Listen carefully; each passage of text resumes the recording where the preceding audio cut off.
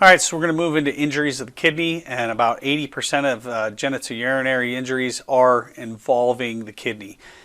Because of where the kidneys lie in the back, it takes significant amounts of force to injure a kidney, or it has to have some kind of penetrating injury to it as well.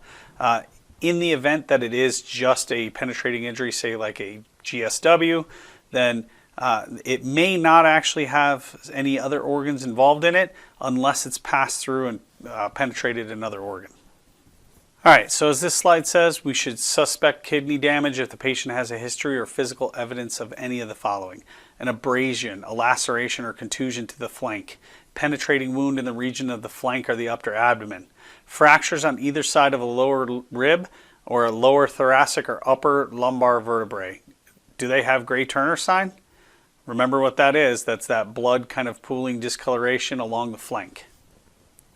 So we'll do a little brief part on the urinary bladder, and bladder injuries typically tend to be some kind of rupture. And as you can see in this picture here on the diagram, the pubis bone has fractured and splintered off and then ruptured the bladder. And typically what ends up happening is the urine will then spill into the surrounding tissues along the pelvic floor. And again, while urine is sterile inside the bladder, it's still containing a significant amount of waste products, and this is going to cause that irritation and inflammation of the peritoneum. In some cases, a sudden deceleration can actually cause the bladder to separate or shear completely from the urethra, which would allow that same situation to happen without the mechanical trauma of, say, the fractured pelvis or any other bone fragments. Now, when we're talking about males, we still have to talk about the genitalia on males and the soft tissue wounds that can come. It's painful for them, and it's of great concern. If you know any men and you ask them about their genitalia, they're very concerned about it. The truth is they're rarely life-threatening. They should not be given any priority over more severe wounds. Now, in regards to female genitalia, this is generally rarely damaged. And this is because it's inside the body. The exception is a pregnant female where there's a fetus inside the uterus, and the additional weight and things that are going on inside the actual uterus can create that kind of sudden deceleration injury. These injuries can be serious because of the amount of bleeding that can go on into the actual uterus as well as the fetus. Now, external female genitalia involves the vulva, the clitoris, the major and minor labia, and while that's just all soft tissue with some nerves, we generally are not expecting to see a whole lot of damage to that area just because it's not typically exposed or in a possible position for, say, like a crush injury to it. Now, anytime that we have a female, we want to determine the possibility of pregnancy. And if you guys remember what we said about that earlier, we're looking at anything where a female can reasonably be assumed to have reached a breeding age all the way up into menopause. And so for general intents and purposes, you would probably start thinking around 12 all the way up to 55. You may go a little bit longer into maybe 60, and depending on the development of the female, you may have, unfortunately, a 10-year-old female who is now physically changed into the capability of being able to actually reproduce. So when should we inspect the genitalia? Well, when you're doing your primary blood sweep in a trauma, obviously we're going to get up and close and personal with most of our patients, and we're going to have our hands kind of deep in between their thighs. If you notice any kind of bleeding through the clothing, that's obviously a sign that you may need to actually look at the genitalia or obviously the rectum. And really, we're just kind of making sure that we're looking for that bleeding, and if it's bleeding, then we're going to expose, but otherwise we're going to try to leave them covered up and leave their privacy there. If we have bleeding, we're going to control bleeding with direct pressure, but absolutely there is no gauze to be packed inside any body orifice on any person, other than like if you were wound packing a new hole, say from a gunshot wound into a thigh, right? And we don't want to put any other objects inside the body unless it's absolutely necessary, and let a surgeon take care of that. Now, the causes of your injuries to your patient may be apparent, but the resulting tissue damage may not be. Again, if we see a seatbelt sign or a nice abrasion across the abdomen, we may know, okay, well, I've got, a seatbelt sign, so they've got some abdominal trauma. What we don't know is what organs actually are affected by this particular trauma.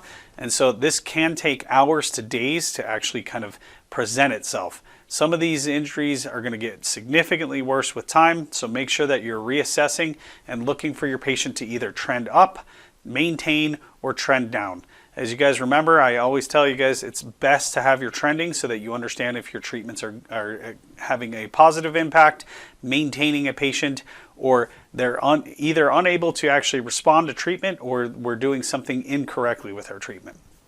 Your evaluation and your reassessments have to be systematic, and you always have to keep the entire patient in mind, right? Don't get hyper-focused on a specific injury or a specific sign. Make sure that we do a full reassessment again, over and over until you get to your destination. So in regards to scene size up, anytime we have trauma, we should suspect that there may be some kind of potential for violence until we get there. Now, this doesn't mean that you're being dispatched to a motor vehicle accident and we should think that people are running around with chainsaws. That's not what I'm saying. But keep it in the back of your mind that you are absolutely looking for the early indicators of the mechanism of injury so that you understand what you need to take for precautions. And we're always going to have some kind of PPE on because we have the potential to come in contact with body fluids. And we are always going to try to remember that when we're dealing with these kind of traumas or issues, we're typically going to end up exposing patients.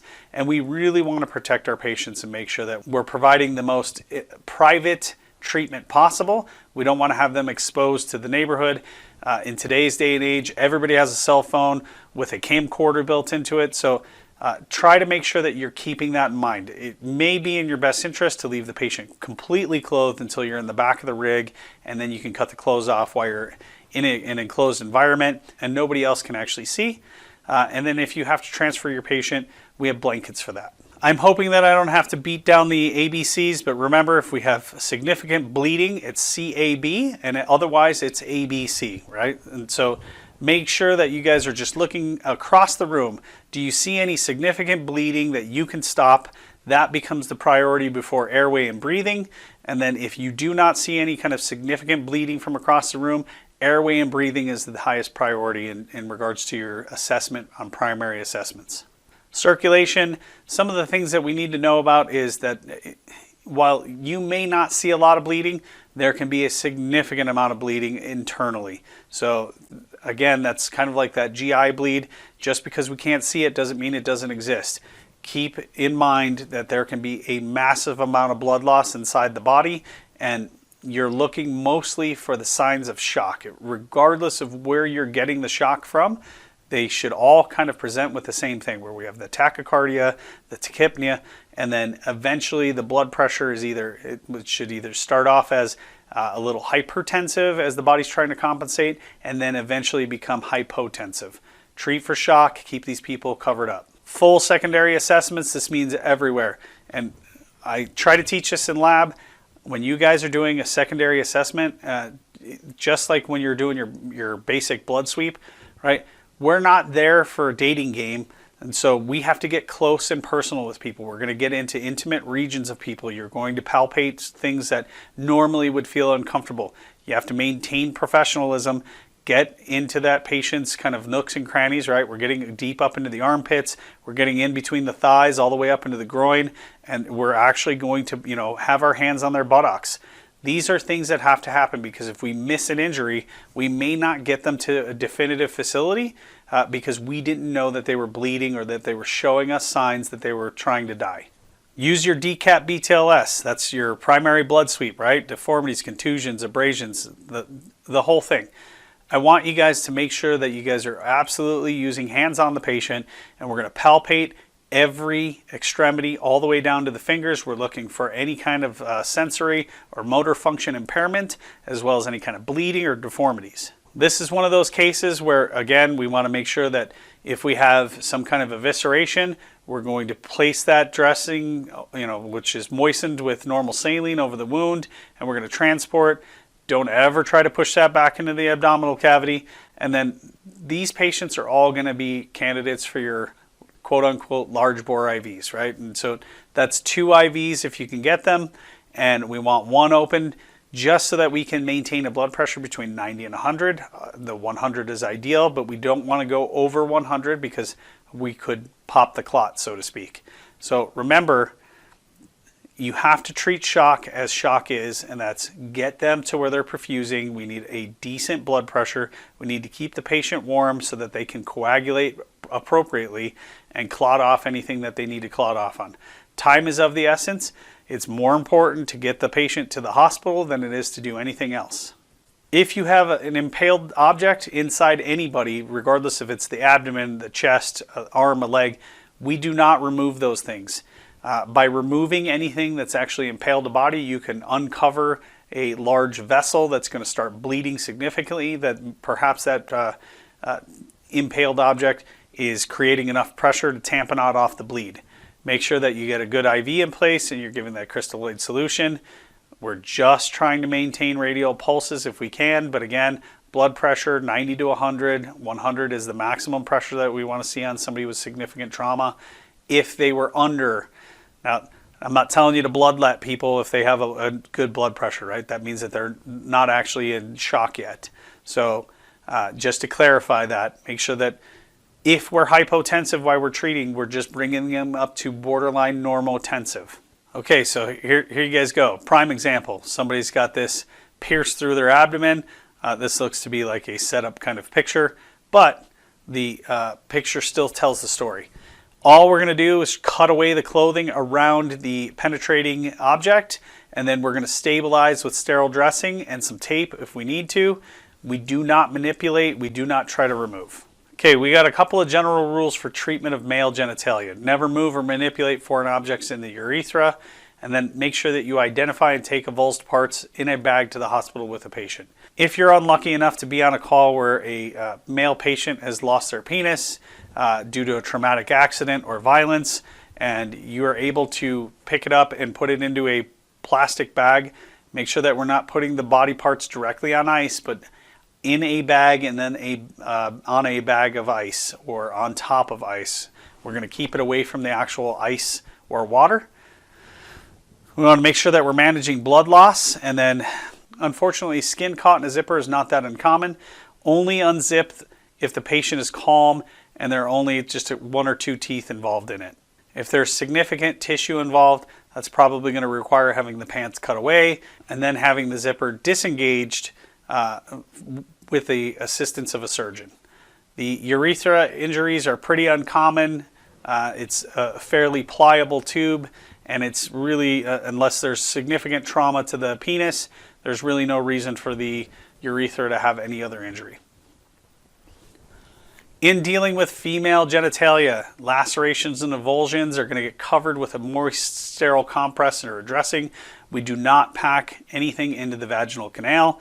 Any foreign bodies are going to stay in place after stabilizing with bandages. They can be really, really painful. The bleeding may be heavy. Make sure that we're transporting them to the correct, appropriate facility. Okay, so that's our lecture on ABD and GI injuries. I would like everybody in class to remember that the abdominal cavity houses many organs that are vital to life, and we need to keep them functioning. So anytime that we have a patient, we want to do our best to do what our mission is, which is to provide care and treatment while providing safe and expedient transport to definitive care. Just try to keep in mind that you're looking at these patients that all have the potential to have a lethal event happen if we are not diligent in our services.